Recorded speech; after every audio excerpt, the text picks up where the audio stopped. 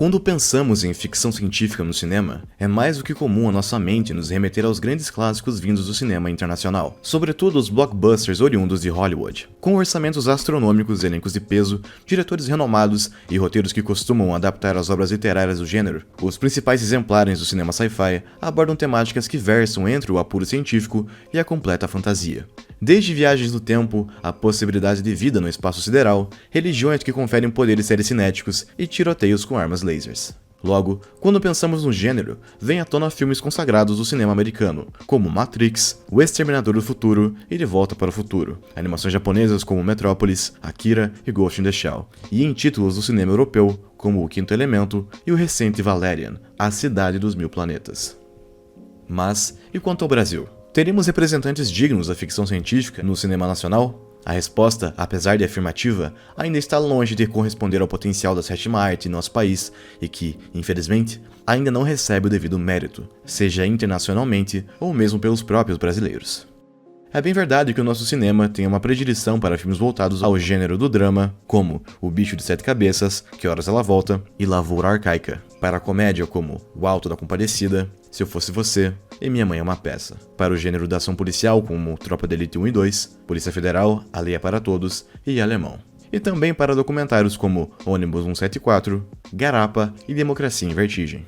Muito disso se deve não apenas à tradição do nosso cinema e preferência do público por filmes como citados, mas também pelos recursos exigidos para se fazer uma longa-metragem, o que acaba por não permitir a produção de obras de maiores escalas, com efeitos visuais convincentes e locações distintas. Ainda assim, isso não impede que outros gêneros cinematográficos possam brilhar, como é o caso do terror, através das iniciativas independentes e da ficção científica, que desde os anos 60 estimulou artistas do país a burlarem as limitações e criarem títulos dignos para o cinema sci-fi. Dito tudo isso, vejamos os filmes nacionais de ficção científica, sem ordem e preferência, que todo brasileiro e amante da sétima arte deve conhecer, tanto por suas qualidades intrínsecas, quanto como uma forma de reverenciar o nosso cinema, que já trouxe inúmeras contribuições para a arte no nosso país e no mundo.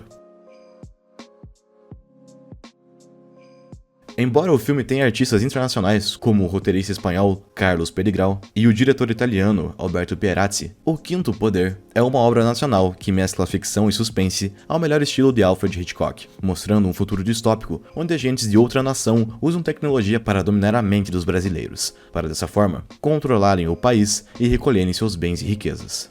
Com um claro viés político e midiático em seu argumento, O Quinto Poder trata-se de um dos primeiros e mais importantes exemplares nacionais do cinema sci-fi. Um detalhe curioso é que a obra havia sido perdida após o seu lançamento em 1962, sendo recuperada apenas em 2006, quando um dos negativos do filme foi recuperado em Berlim. Graças a isso, todos podem conhecer esse importante trabalho do cinema da década de 60. Mais focado na comédia, mas ainda assim sendo uma ficção científica, O Homem do Sputnik traz o nosso saudoso Jô Soares em um dos seus primeiros papéis, juntamente com o aclamado ator e comediante espanhol naturalizado brasileiro, Oscarito, em uma história sobre Anastácio e sua esposa, Clécy, que acreditam ter encontrado o satélite russo Sputnik 1 e tentam tirar proveito da situação, os interesses escusos de outros países.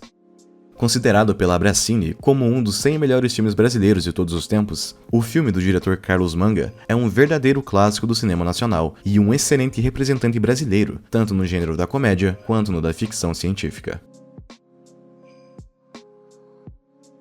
Mais uma mescla de comédia com ficção científica, Os Cosmonautas faz parte das famosas chanchadas, que tiveram seu auge entre os anos 30 e 60, sobre dois astronautas desastrados que fazem parte da missão de um cientista de enviar um foguete brasileiro para o espaço. Protagonizado pelo Grande Otelo e pelo comediante José Ronald Golias, o filme foi uma aposta do criador da famosa empresa de dublagem, da Herbert Richards, e segue a estrutura simples e bem-humorada dos filmes da época, sendo uma boa opção para quem deseja conhecer mais do cinema sci-fi brasileiro, mas com um foco maior no entretenimento do que em tramas mais elaboradas e críticas.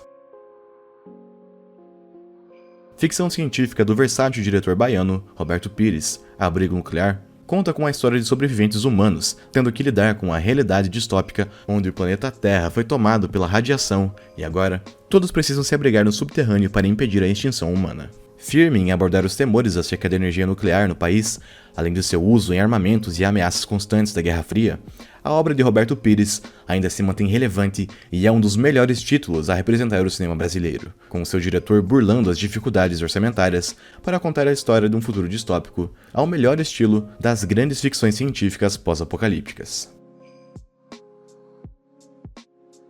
Filme alegórico, político e incontido em sua crítica, Jardim das Espumas é um dos grandes representantes do chamado cinema marginal brasileiro, que mostra um emissário vindo dos planetas ricos chegando em um planeta extremamente pobre, para tentar realizar acordos econômicos com seu governante, mas que acaba lidando com uma realidade cruel e implacável. Lançado durante a ditadura, o filme, segundo seu idealizador, Luiz Rosenberg Filho, foi uma manifestação de sua própria insatisfação com o estado do Brasil na época, onde diversas de suas obras foram censuradas em face do conteúdo considerado inapropriado. Curiosamente, apesar de ser um dos seus trabalhos mais transgressores, conseguiu passar pela censura da época. Em uma parceria do cinema brasileiro e o cinema francês, Quem é Beta traz a história de um casal tendo que sobreviver a uma realidade pós-apocalíptica, onde pessoas foram contaminadas e se tornaram praticamente zumbis, além de lidar com a chegada de uma misteriosa mulher, conhecida apenas como Beta. Um dos filmes mais obscuros e menos apreciados de Nelson Pereira dos Santos, responsável pela ótima adaptação do livro Vacas Secas, Quem é Beta foi criado pela sua narrativa desconexa e despropositada, mas vale como curiosidade para os fãs de ficção científica e do renomado diretor brasileiro. Um dos grandes títulos do cinema tropicalista, Brasil, ano 2000, se passa em uma realidade onde o nosso país sobreviveu à Terceira Guerra Mundial, mas se tornou uma terra sem perspectivas. Enquanto isso, uma família segue em direção ao norte do Brasil e é convencida a se passarem por índios, em uma cidade desconhecida, onde um foguete está prestes a ser disparado. Com uma trilha sonora composta e performada por nomes como Gilberto Gil, Gal Costa, Bruno Ferreira e Rogério Duprat, o filme de Walter Lima Jr. é uma crítica contundente aos rumos do país na época da ditadura, utilizando da chanchada e da ficção científica para criar mais um grande marco no cinema nacional, que infelizmente veio a ser esquecido com o passar dos anos. Baseado na obra literária e na peça teatral do casal João e Adriana Falcão, A Máquina, O Amor é o Combustível, é uma mescla de ficção científica com romance, com ares críticos aos clichês e fórmulas das mídias audiovisuais, mas que também traz em seu cerne a força do amor capaz de vencer o tempo. Com diversas alegorias e metáforas, um elenco com nomes como Mariana Ximenes, Lázaro Ramos, Paulo Outram e Gustavo Falcão, o filme passou despercebido em seu lançamento, mas é uma das joias perdidas do cinema nacional e que merece maior reconhecimento.